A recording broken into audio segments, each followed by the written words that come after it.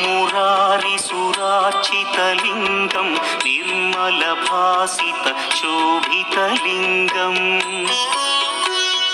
जन्मज दुःखविनाशकलिङ्गं तत्प्रणमामि सदा शिवलिङ्गम् देवमुनिप्रवरार्चितलिङ्गं कामदहन करुणाकरलिङ्गम्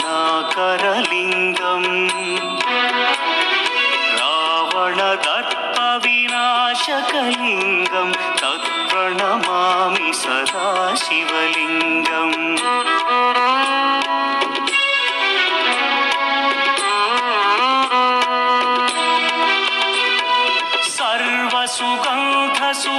सर्वसुगन्धसुलेपितलिङ्गं बुद्धिविवर्धनकारणलिङ्गं सिद्धसुरासुरवन्दितलिङ्गं तत्प्रणमामि सदा शिवलिङ्गं कनकमहामणिभूषितलिङ्गं फणिपतिवेष्टितशोभितलिङ्गम् दक्षसुयज्ञविनाशनलिङ्गं तत्प्रणमामि सदा शिवलिङ्गम्